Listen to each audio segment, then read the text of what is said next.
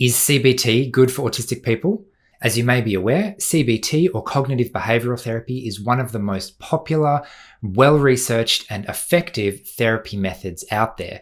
But does it work for autistic people? And can it even be harmful in some cases? In this video, I'll give you a quick rundown of what CBT is, what it's really good for, and also critically, what it's not so good for, to hopefully help you decide if it's right for you.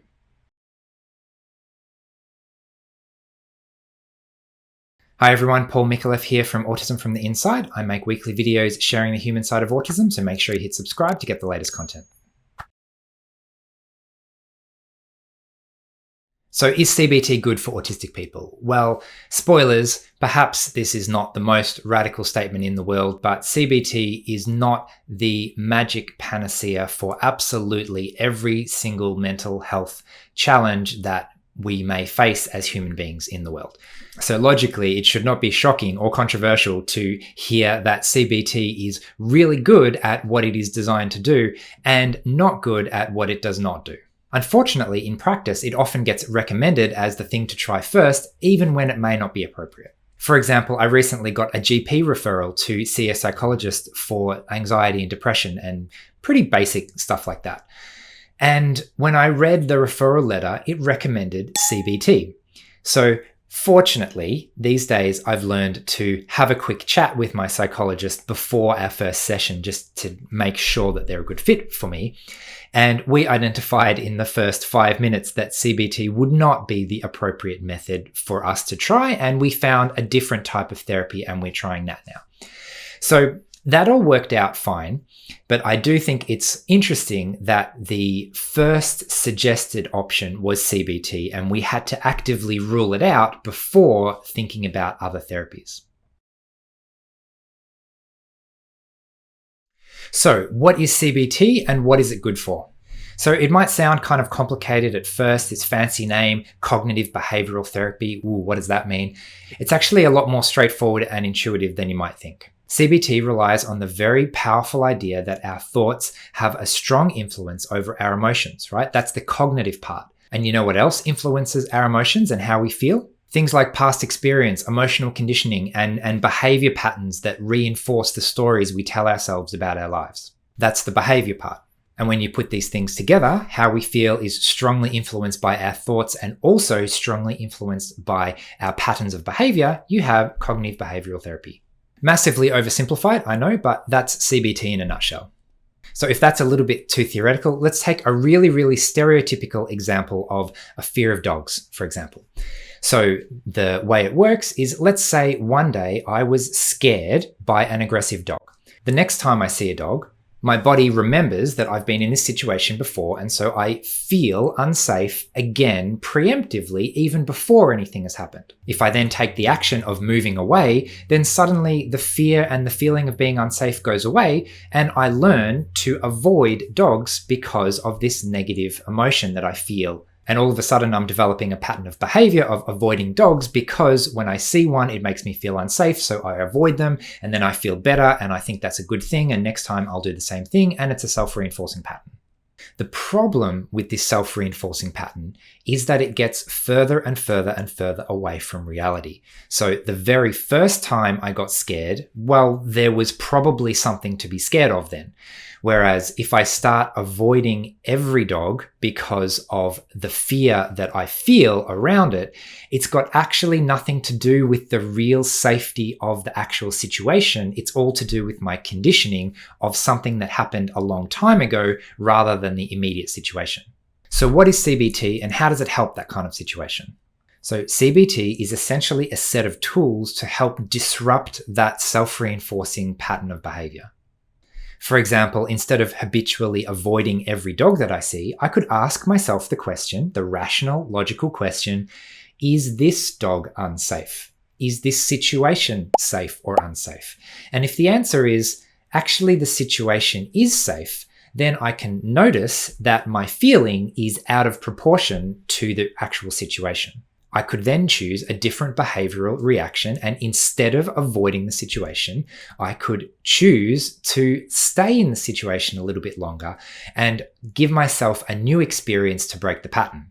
If I have a positive experience and suddenly, oh, this dog is actually really friendly. I actually am having a good time. This is a positive experience. Maybe I don't need to avoid every dog that I see. Maybe I can make a decision. Is this particular situation one that I want to engage in? And very often the answer will be, actually, a lot of dogs are really fun and playful, so maybe I can allow myself to have that fun, playful experience. So CBT is a tool or a set of tools helping you to question your own beliefs and change patterns of behavior that have become a problem. In practice, this is fantastic for tackling very common everyday mental health challenges such as anxiety and depression, when that anxiety and depression is exacerbated by negative thought spirals and unhelpful patterns of behavior. In my case, for example, I'm not depressed because of negative thoughts. I just feel really flat and lifeless for no good reason. And things that I do, which are really positive things, which you would think I would feel positively about, I just don't feel positively about. The technical name for that is anhedonia, very common in depression, where things that would normally make you feel good are no longer having that effect.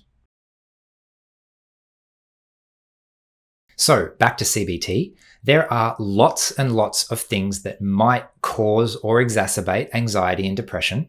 And it just so happens that having negative thought spirals is really, really common, especially in the neurotypical population. Hence why CBT is very popular and very effective in a large number of cases. The problem is, if you're a hammer, everything looks like a nail. Hammers are fantastic tools, but if you try and use one to hammer in a screw, then you're probably going to do a lot of damage and end up with more harm than good. So how does this relate to the autistic population? Well, in my experience, the majority of autistic adults that I see both in my coaching practice and in the community tend to be struggling with a few fairly universal things. Things like unmasking and burnout, building self-confidence, getting in touch with a true sense of self, especially if you've been masking for a long time, and finding good and appropriate ways to express what you've previously kept hidden. So if you're struggling with those things, that is almost the opposite of CBT. CBT helps you to slow down and check your thoughts and emotions rather than acting on them straight away. But if you've been masking, you've been doing that too much already. I don't need help suppressing my emotions. I need help to get in touch with and feel and express what I have currently been suppressing too much. Another way to think about this is that CBT helps people to take a more rational approach. And if you are already an incredibly rational person who likes to stop and overthink and can get in trouble because that overthinking process prevents you from acting out on your thoughts and desires and everything like that, then CBT helping you be more rational is unlikely to be helpful. And instead, you're probably going to want a therapy that helps you to pause your rationality, pause your logic, and get in touch with how you actually feel about a situation so you can learn how to express that in a more helpful way. Ultimately, the most important thing is that my thoughts and feelings align with the reality of my situation. If things are legitimately not okay at the moment, then thinking positive is actually just avoiding the problem. And problems that we avoid do not go away. They grow and grow and grow in the background, unchecked, until they eventually are so big that we absolutely cannot ignore them. So if you are the kind of person who has been thinking positively for too long and has not expressed appropriate negative emotions around your situation, which is actually really challenging at the moment, then perhaps a therapy that would be more helpful for you at the moment is one that can help to bring your thoughts and feelings closer in alignment to the reality of the situation that you're experiencing. So I guess in conclusion, in my experience, I've noticed that a lot of autistic adults tend to be high masking and already good at being very logical and very rational and suppressing and putting a check on their emotions and their thoughts and feelings. And if that's you, then it's unlikely that CBT is going to help in that particular situation, since it encourages you to do the very thing that probably caused most of these problems in the first place, leading to masking and burnout and eventual overwhelm. So fortunately, there are a lot of therapies out there, and CBT is only one of many, even if it is the one that people often go to start with. So I'd encourage you to talk to your psychologist or counselor about which type of therapy and which approach they use, and finding one that's actually going to be beneficial for your situation. When I saw a psychologist for the first time, I didn't realize that there were lots of types of therapies, and I didn't realize that they were all quite different from each other. And so I kind of had this feeling that it was a little bit useless, but I didn't know any better, and I just pushed through because I thought that's what you do and this must be what therapy is. And 12 months later, it was a huge waste of time and a huge waste of money. And I wish I knew what I know now around the fact that it's really important to find a therapist who A, connects with you really well. That's actually a big part of the process, the relationship you have with the mental health professional. And the other thing is that not all therapies are appropriate for every person. So finding the right type of therapy is also very important. I've also learned that talking to your therapist about this kind of stuff can be a really good gauge to figure out how much they're going to listen to you and to figure out how much you feel like you're on the same wavelength. Because if you're feeling that they're not really understanding, or they're trying to push something on you that doesn't quite feel right, that may be a red flag that you'd be better off finding someone else that you have a better connection with. So now that I know what therapy is, or at least what it can be and how beneficial it can be, I recommend that everyone should have a mental health care professional to talk to if possible, to take our mental health as seriously as we take our physical health. Otherwise, thanks for watching. I hope you found this valuable. I'm curious to hear what you think. If you've had an experience with CBT, does it work for you? Have you found other therapies that other types of therapy that have worked for you? I'm curious to hear your experience in the comments. Otherwise, thanks for watching, and I'll see you again next week. Bye.